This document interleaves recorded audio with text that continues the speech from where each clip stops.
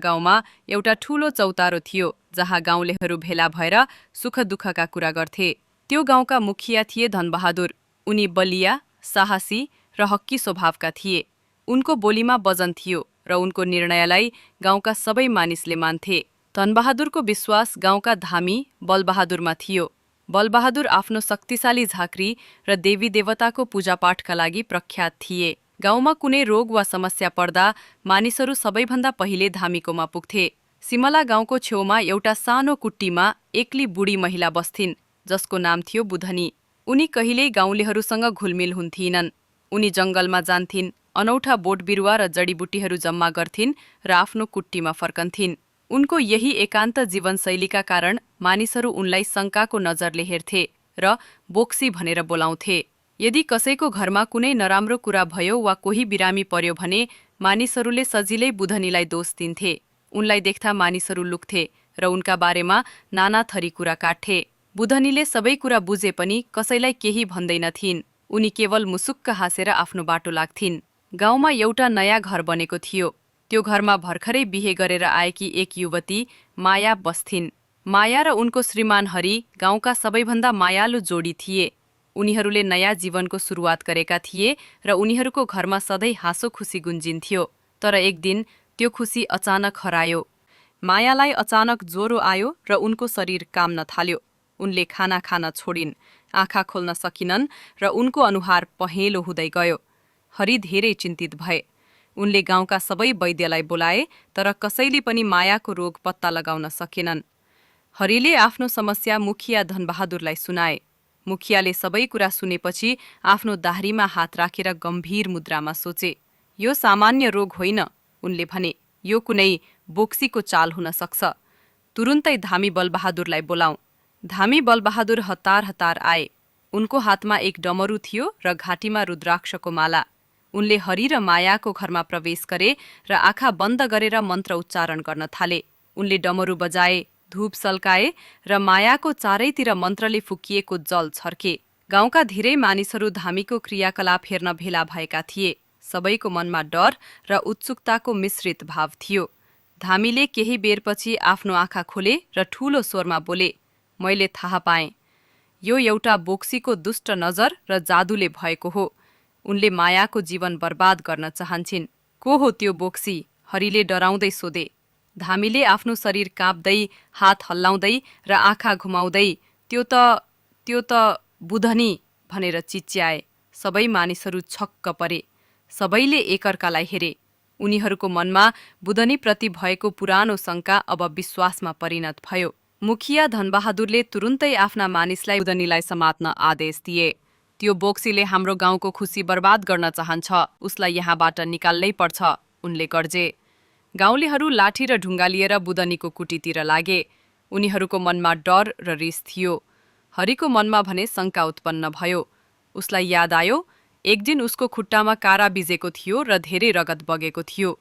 त्यतिबेला बुधनीले नै उसलाई आफ्नो कुटीमा बोलाएर एक प्रकारको जडीबुटी लगाएर घाउ निको पारिदिएकी थिइन्।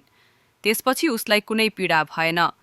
अर्को पटक जब गाउँमा एकजना बच्चालाई ज्वरो आएको थियो, बुधनीले नै उसलाई एक प्रकारको काँडा जस्तै रुखको पातको रस दिएर निको पारेकी थिइन्।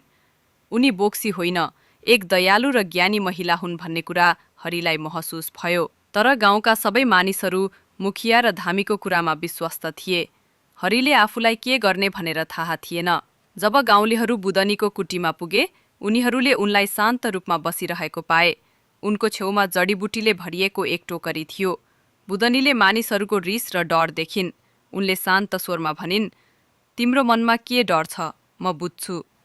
मुखियाले रिसले भने, तिमीले मायालाई जादु गरेकी छेउ। तिमीलाई हामी यो गाउँमा बस्न दिँदैनौ। बुधनीले कुनै प्रतिक्रिया दिइनन्। उनले भनिन्, मलाई थाहा छ तिमीहरूले के सोच्दैछौ, तर तिमीहरूले ठूलो गल्ती गर्दैछौ। हरिले एक पाइला अगाडि बढेर भने, के तपाईले साँच्चै मायालाई जादु गर्नुभएको हो? बुधनीले हरिलाई दयालु आँखाले हेरिन् र भनिन्, हेर बाबु, म कोही बोक्सी होइन। म एक वैद्य हुँ। म प्रकृतिबाट प्राप्त हुने जडीबुटीको प्रयोग गरेर मानिसहरूको रोग निको पार्छु। गाउँलेहरूले उनको कुरामा विश्वास गरेनन्। उनीहरूले बुधनीलाई गाउँबाट निकाल्न खोजे। त्यसैबेला हरिले एउटा ठूलो निर्णय लिए। उनले सबैको विरोध गर्दै भने, म तपाईहरूलाई विश्वास गर्दिन। मलाई लाग्छ बुदनीले मायालाई केही पनि गरेकी छैनन्। सबै मानिसहरू छक्क परे। मुखिया धनबहादुरले रिसले भने, तिमी धामीको कुरामाथि विश्वास गर्दैनौ? हरिले भने, धामीले केही कुराहरू अनुमान मात्र गरेका हुन्। मायाको रोगको कारण केही अरू हुन सक्छ। म बुदनीसँग कुरा गर्न चाहन्छु। हरि बुदनीसँग गए। उनले बुदनीलाई आफ्नो घरमा मायालाई अचानक रोग लागेको कुरा सबै बताए। बुदनीले सबै कुरा ध्यान दिएर सुनिन्। त्यसपछि उनले हरिलाई सोधिन्, के तिमीहरूले भर्खरै घर सफा गरेका थियौ?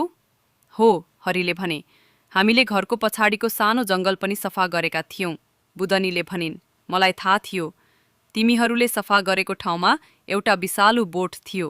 त्यसको नाम अमरलता हो। त्यो बोटलाई छुँदा र त्यसको फल खाँदा मानिसलाई भित्री विष लाग्छ। मैले त्यो बोटलाई देखेर तिमीहरूलाई धेरैचोटि सम्झाउने कोसिस गरेकी थिएँ, तर तिमीहरूले मलाई कहिल्यै सुन्न चाहेनौ। मायाले त्यो बोटको फल खाएकी हुनुपर्छ, त्यसैले उनलाई यस्तो भएको हो। हरि छक्क परे। उनीलाई आफ्नो गल्ती महसुस भयो। उनीहरूले बुदनीको कुरा नसुनेर कति ठूलो गल्ती गरेका थिए भन्ने कुरा उनले बुझे।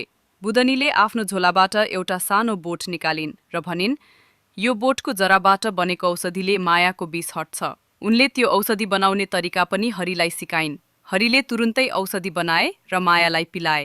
एकै क्षणमा मायाको शरीर काम नछोड्यो। उनको ज्वरो पनि कम भयो र उनले आँखा खोलिन्। उनले हरिलाई हेरेर मुस्कुराइन्। गाउँका सबै मानिसहरू यो चमत्कार देखेर छक्क परे। उनीहरूले बुदनीलाई बोक्सी होइन, एक ज्ञानी वैद्य भएको कुरा बुझे। मुखिया धनबहादुरलाई आफ्नो हतारको निर्णयमा पछुतो भयो। उनले बुदनीसँग माफी मागे। धामी बलबहादुरले पनि आफ्नो गल्ती स्वीकार गरे र भने, मैले मेरो विद्याको प्रयोग मानिसहरूको डर र शङ्कालाई हटाउनको लागि गर्नुपर्छ, न कि यसलाई बढाउनको लागि। त्यस दिनदेखि सिमला गाउँमा सबै कुरा परिवर्तन भयो। बुदनीलाई बोक्सी भनेर बोलाइँदैनथ्यो, बरु बुवा भनेर बोलाइन्थ्यो। मानिसहरूले उनलाई आदर गर्थे र कुनै पनि रोग वा समस्या पर्दा सबैभन्दा पहिले उनीसँग सल्लाह लिन्थे। यो कथाले हामीलाई सिकाउँछ कि कहिलेकाहीँ हाम्रो डर र शङ्काले हामीलाई वास्तविकताबाट टाढा लैजान सक्छ। जो व्यक्ति अलग र भिन्न छ, उनी दुष्ट नहुन सक्छन्।